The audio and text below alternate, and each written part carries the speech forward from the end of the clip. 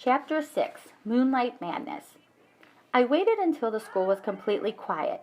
No students, no teachers, no Mr. Morales.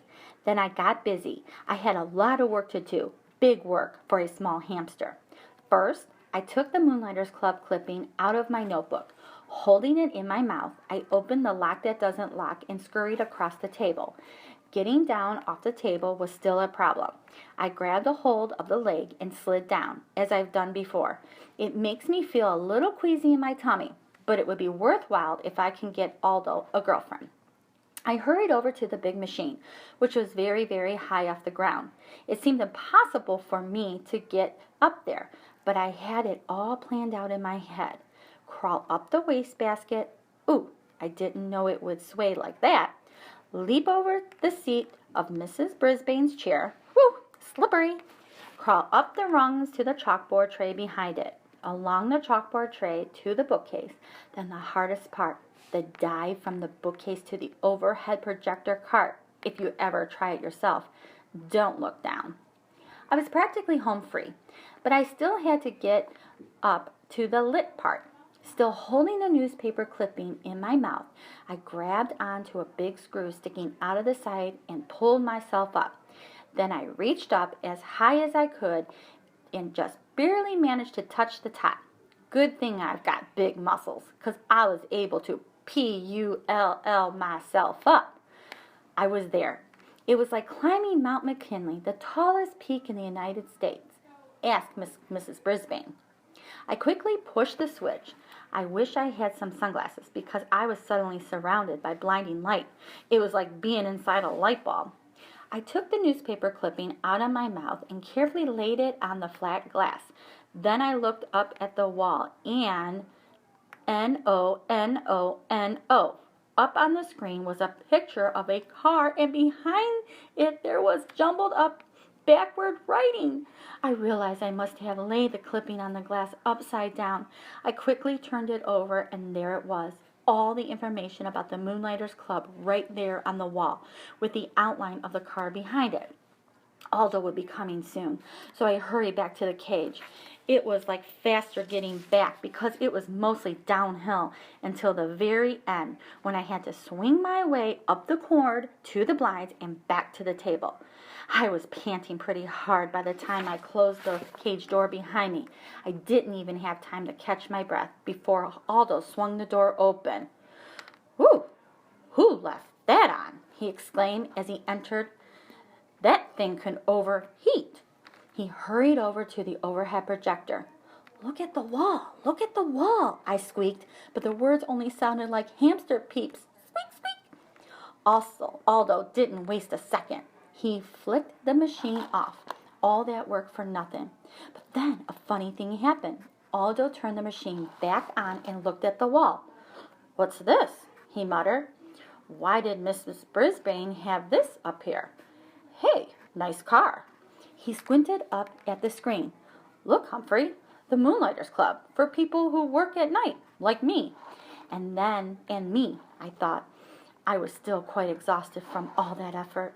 Aldo stared at the big ad on the wall for a while. Then he turned off the projector and went to work, never mentioned it again. Yes, I was annoyed. I had failed, but at least I had tried, which was more than I can say for one of my classmates. Yes, Saye Nazare, which my own furry ears, I had heard her promise Mrs. Brisbane that she would raise her hand in class. But so far, she'd been as silent as a statue. Her week was almost up.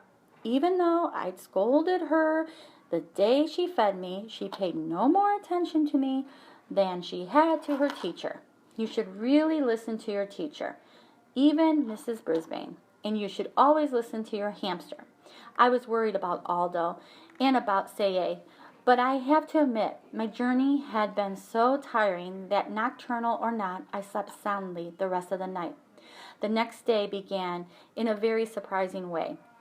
"I have something to share with all of you," Mrs. Brisbane announced. She held up a postcard with a picture of colorful parrots perched in lush green trees.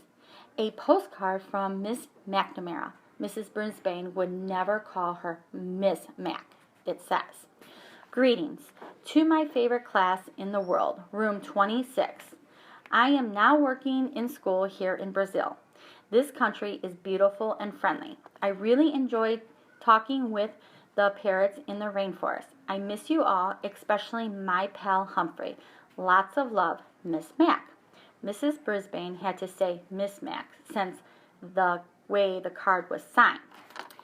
Happy, happy, happy. Not only did Miss Mac remember me, she missed me most of all. Oh, and I missed most of all, too. Especially every time I looked at Mrs. Brisbane and she glared back at me.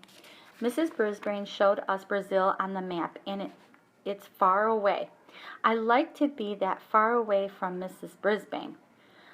My head was so filled with memories of Miss Mac that I only got 75% on my vocabulary test. After we graded the test in class, Mrs. Brisbane said, "If you got 100% on the test, please raise your hand." That woke me up. What a clever way to get Saye to raise her hand, because she always gets 100%.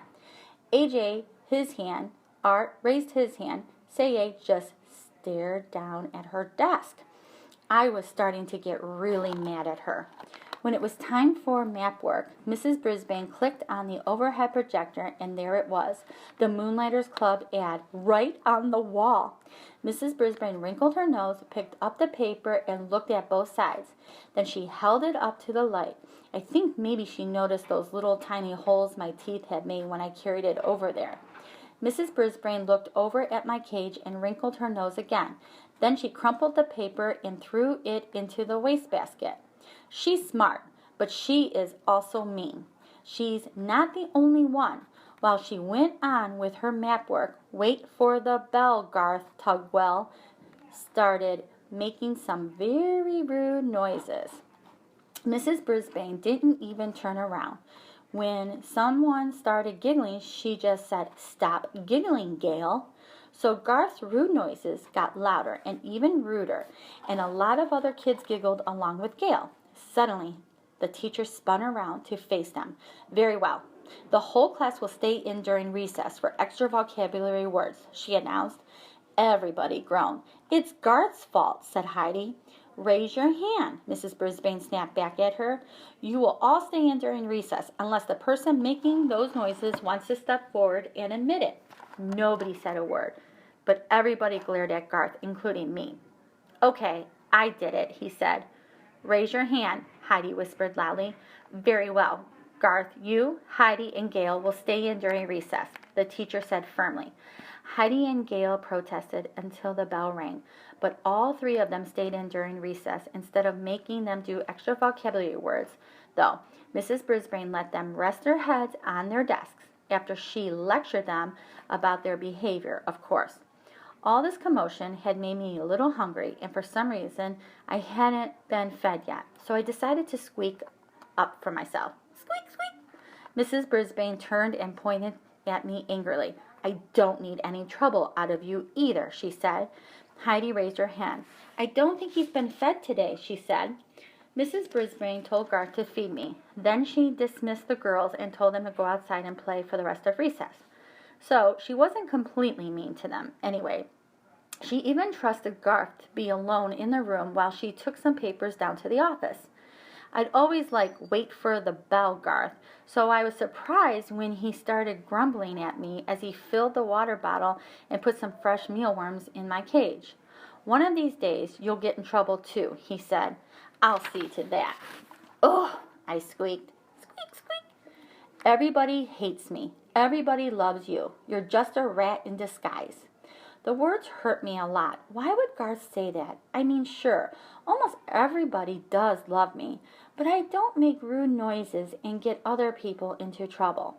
I was still pondering Garth's behavior when my classmates returned to room 26. Mrs. Brisbane must have gotten rested up over the recess because she greeted them with a smile. "I have a surprise for you," she told the kids.